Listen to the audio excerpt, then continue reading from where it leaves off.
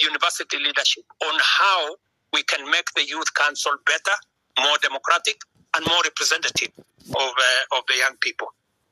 I couldn't agree with you more on this branding issue. I see faces of people all over the place on government projects that have been done. And I think it is meant to look like they did it with their own money. I agree with you that this branding, if it costs public money, it should stop. And it is feedback that I am going to take in to see to it that no public money is used to paint people's photo on government projects. Let me answer ex-councillor. I'm told he's ex-councillor, but he's also a doctor. This is good. I didn't know that an ex-councillor, a doctor can be an ex-councillor, but that is good.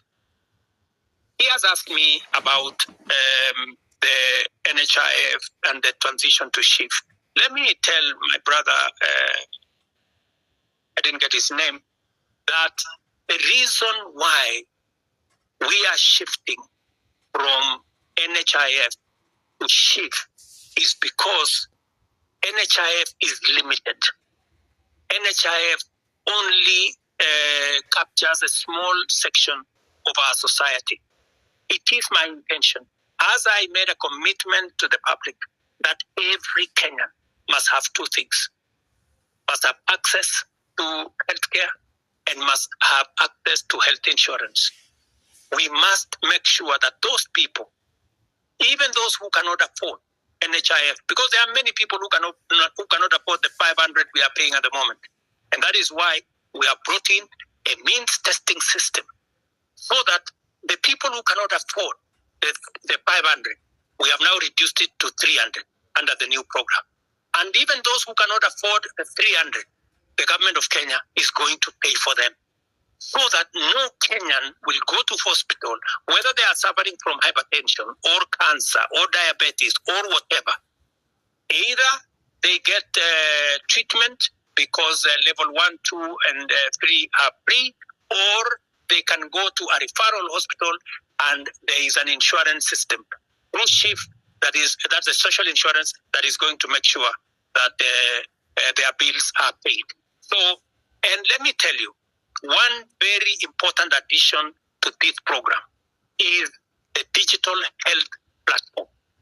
The biggest problem we have had in NHIF is the digitization process. We lose a lot of money because of collusion between hospitals and staff at NHIF.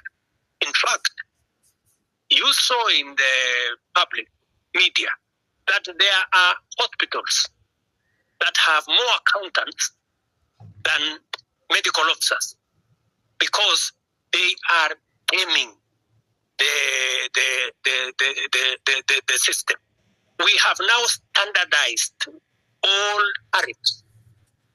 There is no way you can be treated by malaria in one hospital and you pay 1,000, and treated for malaria in another hospital and pay 100. We have standardized, whether it is public, whether it is private hospital, we have now standardized treatment. That is what happens world over in countries that understand how to manage matters health. So this is a comprehensive program. It is one program that will change the face of Kenya. Kenyans will no longer have to sell their land, sell their property to go and pay for hospital bills. We will, all of us, stop these harambes and the public collections that we are collecting to go and deal with people. So, my good friend, this is the plan. We've gone through it with Parliament. We have enacted 4 pieces of legislation. It was my plan to launch it on the 1st of this month. Unfortunately, because of the challenges we've gone through with the finance bill, we have shifted it to begin 1st of October, but the process of registration has already started. I think we are on day 4, and already over 100,000 Kenyans have been registered. So, and I want to encourage all Kenyans to register so that we can be able to plan for our health together as the people of Kenya. And we can even plan for our health commodities, and we can be able to secure everybody from matters illness. Thank you very much. Not finish my questions. So as I continue, but my main point was corruption, whether it's an HIF or chief. I told you 300 million paid to fake claims, around 9 million today early in the morning. Will this stop in the new system?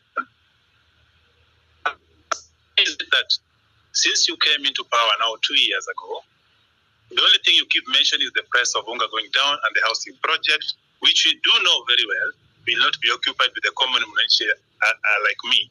So do you have another project that you can always tell us? The things you promise a lot of things, from police killings, that things are happening. Which one are you going to address other than the two of price of Unga and housing? Now, in the police thing, there's somebody, as someone has told you, you have not addressed. Someone was asking. There's a police that killed somebody, is believed to have killed the first Rex, the first death of the protests. Still roaming. Yesterday, the other day, was seen in a video shooting directly to a crowd. I didn't see the end of the bullets. I cannot tell the crowd to a wall. What is happening to this? When are these people getting arrested? What is DCI doing about them? Why is it that the nobodies are getting arrested, arraigned in court in very few days? But then the big boys are just sitting somewhere eating our taxes. What are you doing about them? What is your direction to address this issue? Thank you. So, and also, if you notice something in the pattern, there are the last Mandamano, the recent one that was full of goons. How come the first four, there were no this violence? But then there is the last one with coffin in town and police entertaining these people dropping the coffin from the lorry, as well as seen packing them back in the lorry in the evening. It's clear that somebody was behind this and the police could not touch the very people that were doing this. But when it was another person with a phone and a bottle of water, they get shot, they get tear gassed. What is happening? Why do you speak A and do C? What instruction are you giving to the police? Yesterday I saw that you are praising the police for having done a good job professionally. Well, people died. What are we praising here? What Kenya are we looking at? So can we just match the word with the action? We've been talking too much. We see on TV every day. We're on space. When are we getting to see action? Let me give space for other people. Thank you.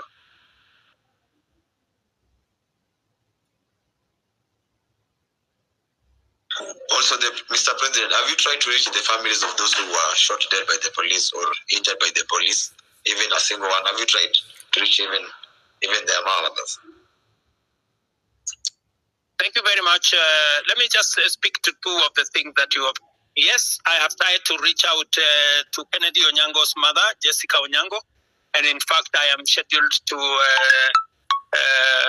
engage with them. I have already sent a message, and they were not available, but they know that I have been looking for them, and I will be speaking to them shortly.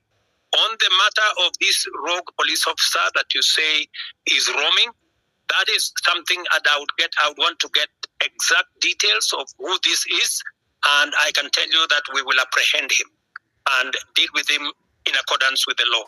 But let me answer also what my friend... Send video pictures. Pardon?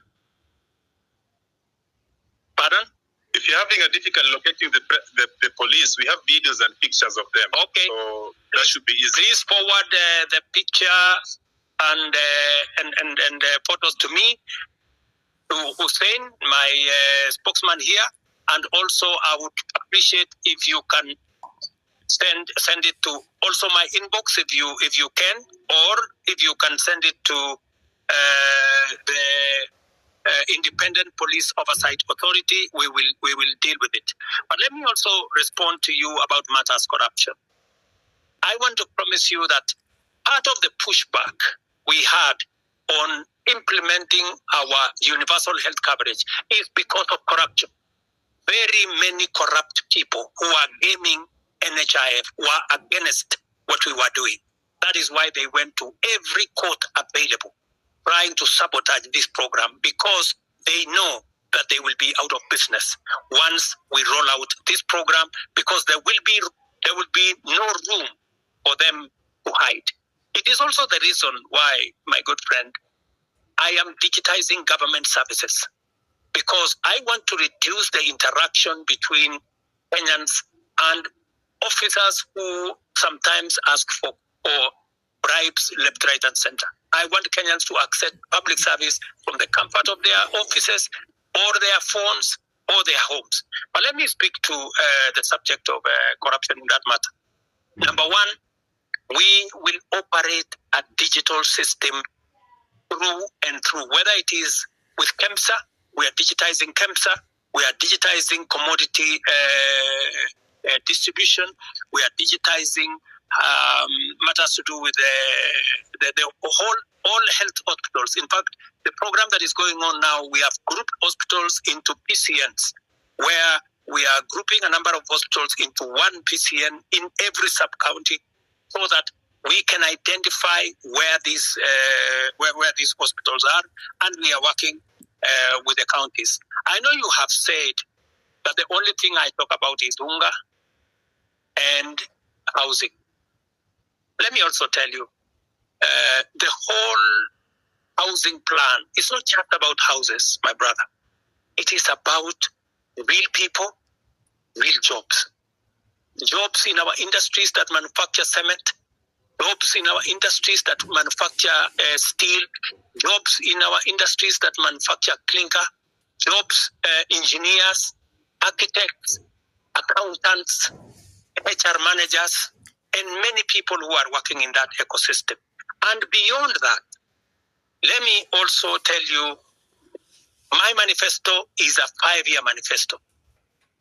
What you are what I am doing now is a cut. There will be an exam in 5 years, and I will tell you, when I do the exam in 5 years, you will see the results. Number two, beyond what I am doing on the space of jobs around housing, I am actively doing a big program on digital jobs. I was in Ruto the other day, launching with CCI a digital hub that is hiring, as I talk to you today, 5,000 Kenyans in Ruto. I challenge you, you can go to Ruto tomorrow to CCI, you will find them working. And they are not the only ones. We have 140,000 Kenyans today who are working in different parts of Kenya, in TVETs, in ICT hubs, who are not working before I came to office. Today they are working because I have a very clear plan on digital jobs. When I talk in my manifesto about digital superhighway, it was not a write-up. It was not an essay. It was something that I intended to implement. As I talk to you, we are rolling out fiber optic using our power lines across Kenya. And in this year's budget, I had set money to work with the constituencies, with members of parliament, to make sure that there is an ICT hub in every ward in Kenya, where young people in ordinary places